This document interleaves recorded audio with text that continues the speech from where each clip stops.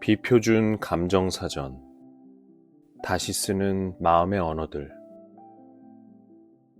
고마움. Give and take. 세상에 공짜는 없다. 무언가를 받으면 반드시 갚아야 한다고 배웠다. Give and take. 친구가 밥을 사면 다음에 내가 샀고, 선물을 받으면 잊지 않고 비슷한 것으로 갚았다. 철이 들며 주고받는 일이 반복될 때마다 내 안에 작은 물음이 고개를 들었다. 돌려받을 줄 알고 주는 것도 친절이라 부를 수 있을까? 아낌없이 주는 나무를 처음 읽었을 때 바보처럼 주기만 하는 나무가 답답했다. 아무리 주어도 만족을 모르는 아이를 위해 모든 걸 다 내주다니 이해할 수 없었다.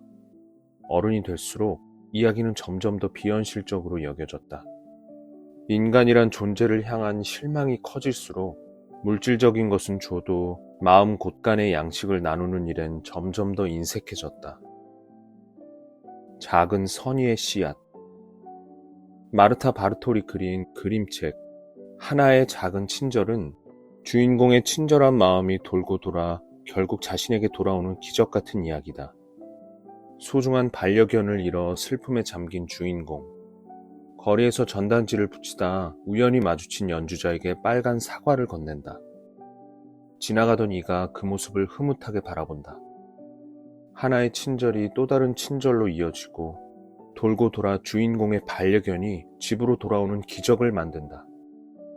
우연과 행운이 겹쳐 해피엔딩이 되는 이야기. 현실에선 없을 법한 판타지 같은 이야기를 이제 나는 진심으로 믿는다. 뒤늦게 나를 알고 싶어 몸부림치던 날, 나처럼 성장과 배움에 진심인 분들과 소모임을 하게 되었다. 당시 아낌없이 나누는 기버의 삶을 추구해야 한다는 리더의 말에 엄청난 혼란을 겪던 중이었다. 그저 나누어주는 강의를 열심히 따라가는 것만으로도 벅찼다. 그런데 평소 온화한 미소로 분위기를 환하게 만드는 K님이 전날 배운 캔바로 연습 겸 만들었다며 로고를 선물해 주셨다. 매일 강의를 듣는 것만으로도 피로가 쌓인 터라 무려 24명의 로고를 일일이 만든 정성이 믿기지 않았다. 멤버 중 가장 나이가 많으셨지만 우리가 기뻐하는 모습에 진심으로 감격하며 행복해 하셨다. K님의 친절은 또 다른 나눔으로 이어졌다. 작은 나눔들이 어둠을 비추는 반딧불이처럼 점점이 빛나 주변으로 더 멀리 퍼져나갔다. 어른이 되고서 본 가장 아름다운 광경 중 하나였다. 주는 것만으로도 기쁜 사람. 주고서도 고맙다고 말하는 분들을 만난 후 하나를 더하면 둘이 아닌 더 큰 숫자를 그리게 되었다. 그저 나눔 자체로 기쁠 수 있다는 걸 왜 진작 알지 못했을까? 돌이켜 생각하니 준 것보다 받은 게 더 많았다. 삶의 어두운 면을 곱씹을 땐 세상의 원망만 가득했는데 대가 없이 베푸는 이들을 만난 날부터 감사한 순간들이 넘쳐났다. 아직 주고받는 게 더 익숙하지만 언젠가 주는 것만으로 충분히 기뻐하는 사람이 되고 싶다. 진심으로. 그리움. 첫 이별. 아빠가 떠났다. 안녕. 인사도 없이 아빠가 돌아가신 건 26 가을이었다. 밤낚시를 가셨다고 했다. 실족사였다. 첫 상실의 기억을 소환하는 일은 여전히 아프다. 갑작스러운 사고로 주검이 되어 돌아온 아빠. 느닷없이 닥친 이별은 26에도 감당하기 어려운 슬픔이었다. 유품을 정리하며 찾은 것은 고작 몇 장의 사진과 옷가지뿐. 무심하고 덤덤한 표정의 아빠만이 거기에 남았다. 이별도 여행처럼. 자, 이제 길을 떠나볼까? 서영의 여행 가는 날을 읽고 아빠의 마지막도 이런 이별이었으면 좋았을 텐데 부러웠다. 어느 날 할아버지에게 먼 여행길에서 길을 잃지 않도록 도와주러 왔다며 죽음이란 손님이 찾아온다. 반갑게 손님을 맞이하는 할아버지. 살뜰하게 짐을 꾸리고 꽃단장을 한 후 설레며 집을 나선다. 그런데 할아버지, 안 슬퍼요? 슬프기는 미안하지. 남겨진 사람들이 슬퍼할까봐 그게 미안해. 아빠도 미안했을까? 존재의 부재를 마주하고서야 진짜 마음을 알아챈다. 아빠는 딸들의 슬픔에 아파하고 기쁨에 늘 활짝 웃으셨다. 우리는 당신께 살아가는 이유였고 유일한 희망이었다. 어린이날 아빠 손을 잡고 야구장에 갔던 추억, 원하던 대학에 합격한 날 새벽녘까지 행복한 마음을 쏟아내며 자랑스러워하셨던 모습을 기억한다. 나에게 이별이 뭐예요? 라고 묻는다면 주저하지 않고 그리운 것들이라고 답하겠다. 삼촌 손을 잡고 결혼식장에 들어간 날, 첫 아이를 낳았을 때, 인생의 중요한 순간마다 스며들던 감정들. 아빠와의 기억은 온통 그리운 것들 투성이다. 기뻤던 일도 슬펐던 일도 설레고 분노했던 추억이 기쁘면서도 그립고 슬프면서도 그립다. 우리가 이토록 보고픈데 아빠는 오죽할까? 딸들의 부재로 외로울 당신 생각에 속상해하다 그림책 속 구절 덕분에 조금 안심한다. 걱정 말거라. 나는 그리운 사람들을 만나러 가는 거야. 소심함. 뜨겁지도 차갑지도 않은, 냉정도 열정도 아닌 미지근한 상태. 14세 일기장 귀퉁이에 꾹꾹 눌러쓴 글귀를 가만히 들여다본다. 그 시절에도 소극적인 내가 싫었나 보다. 유아기에는 지나치게 대담하고 조심성이 없어 걱정이었다는데 학교에 간 후로 성격이 변했단다. 집에선 그나마 이야기를 많이 하는 편이지만 학교에만 가면 조용하고 소극적이며 부끄럼 많은 아이가 되었다. 말을 많이 하기보다 주로 듣는 편이었고 자신 있게 의견을 말하거나 발표하는 친구를 보면 놀랍고 부러웠다. 서서히 말수가 줄었고 듣는 게 익숙하고 편했다. 신기하게도 친구들은 이야기를 잘 들어주는 날 좋아했다. 항상 두세 세 친구들이 곁에 있었고 뚝배기처럼 오래도록 보글보글 끓는 관계가 지속되었다. 하지만 친구들의 이야기를 들어주느라 정작 내 이야기는 거의 할 새가 없었고 목구멍에 감기는 말들을 자주 삼켰다. 소심함? 신중함? 엘로디 페로탱이 쓴 나는 소심해요에는 나처럼 소심한 성격을 부끄럽게 여기며 소가리를 하는 소녀가 등장한다. 자신만만한 사람들 사이에서 잔뜩 몸을 움츠린 채 자책을 쏟아내는 모습이 예전의 나를 보는 듯하다.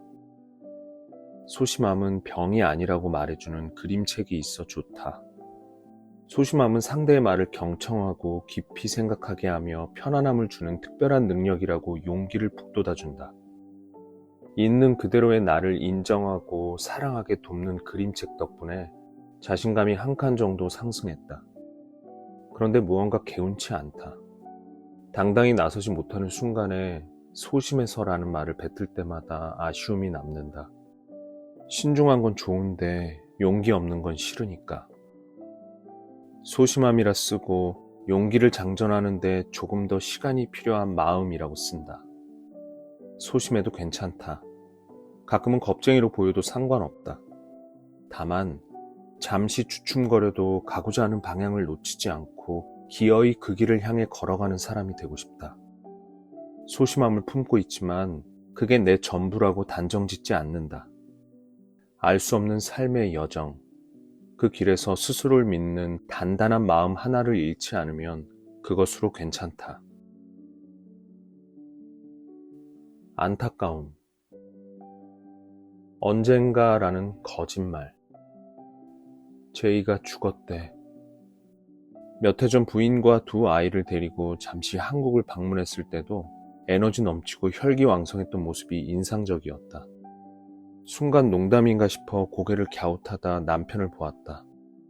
넋이 나간 듯 멍한 표정이었다.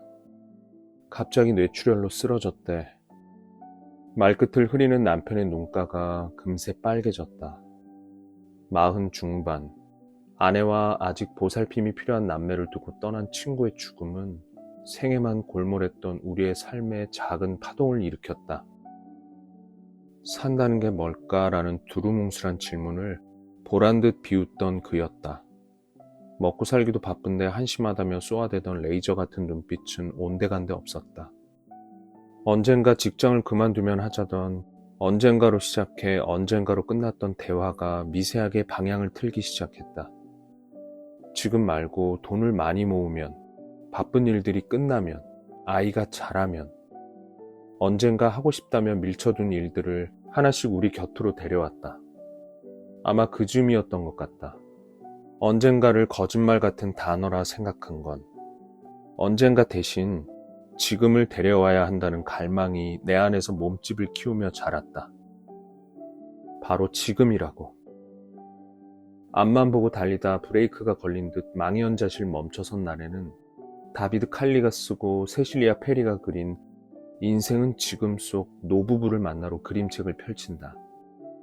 드디어 은퇴를 맞은 노부부. 이제 자유라며 들뜬 남자와 움츠린 몸짓으로 침울한 듯 조용한 여자의 모습이 대조적이다. 남자는 당장이라도 무엇이든 할 태세다. 여행을 가거나 외국어나 악기를 배워도 좋고 옛날처럼 호수로 밤낚시를 가자며 조른다. 반면 여자는 시큰둥하다. 지금 말고 나중에, 오늘 말고 내일, 당장 해야 할 일들이 있다며 거절한다. 답답해진 남자가 소리친다. 왜 자꾸 내일이래? 인생은 오늘이야. 나라면 어땠을까? 은퇴하면 달라질까? 그땐 자유로울 테니 흔쾌히 받아들일까? 머뭇거리며 내일, 나중에를 연발하던 여자의 모습이 문득 우리 부부의 미래일까 두려웠다. 인생은 강물처럼 흐른다. 그리고 시든 꽃처럼 빛도 향기도 사그라들 날이 올 것이다. 내일을 담보로 오늘을 흘려보낼 수 없다던 남자의 말에 고개를 끄덕인다.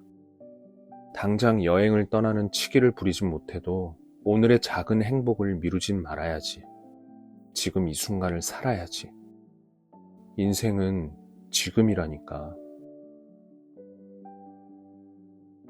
사랑. 사랑, 사랑, 사랑. 좋아하는 마음이 자라 사랑으로 번지면 욕심이 생긴다. 곁에 두고 싶고 소유하고 싶다. 나와 닮기를 바란다. 갇힌 사랑이 소리친다. 나 좀 내버려 두라고. 자유를 갈망하는 마음이 커지면 사랑은 배신과 미움을 품고 떠나간다. 로둘라 파파가 쓰고 셀리아 쇼프레가 그린 새를 사랑한 새장 이야기가 진정한 사랑이 무엇인지 묻는 오래된 질문을 끄집어냈다. 새장 하나가 있다. 여느 새장과 비슷해 보이지만 딱 하나 다른 점이 있다. 이 새장엔 새가 없는 것이다. 새가 없는 새장이라니. 슬픔에 빠진 새장은 직접 새를 찾아 나선다. 새들을 만날 때마다 다정하게 속삭인다. 새장 안에 머물면 언제나 맑은 물과 먹이가 있어 배고프지 않고 추위나 위험으로부터 지켜줄 거라며 유혹한다. 제비, 참새, 나이팅게일, 공작, 심지어 늙은 올빼미조차도 한 목소리로 말한다. 새장에 갇히느니 배고픔과 추위, 위험을 택하겠다고. 새들이 바라는 건 오직 하나, 자유뿐이라며 거절한다. 새장이 필요 없다는 대답에 실망한 새장. 터덜터덜 뒤돌아 걷는 그에게 늙은 올빼미가 조언한다. 문이 없어도 새장일까? 이제 새장은 새에게 머물러 달라고 부탁하지 않는다. 문을 떼고 맛있는 곡식과 맑은 물을 채운 채 기다릴 뿐이다. 시간이 흐르자 점점 많은 새가 이 특별한 새장을 찾는다. 행복을 찾은 새장의 미소 위로 작가는 묻는다. 문이 없는 새장을 새장이라고 할 수 있나요? 새장은 새를 가두기 위해 존재한다. 이 명제대로면 문이 없는 새장은 당연히 새장이 아니다. 게다가 새장만 일방적으로 희생하다니. 예전의 나라면 온전히 이해하지 못했을 감정을 결혼하고 엄마가 되고서야 알았다. 나의 방식에 상대를 끼워 맞출수록 사랑은 더 멀리 달아난다는 걸. 이젠 나 자신이 문이 없는 새장이 되고 싶다. 자유로이 날 수 있도록 응원하고 가끔 힘들 때 편히 쉴 수 있는 쉼터가 되고 싶다. 상대가 행복할 수 있으면 그것으로 충분히 기쁜 마음. 아무 보상도 바라지 않고 아낌없이 주고픈 마음이 자란다. 이 마음이 사랑이 아니면 무엇이란 말인가? 이제 무늬 없는 새장을 새장이라고 부를 수 있냐는 물음에 나만의 답을 찾았다. 무늬 없는 새장이야말로 진짜 새장이다.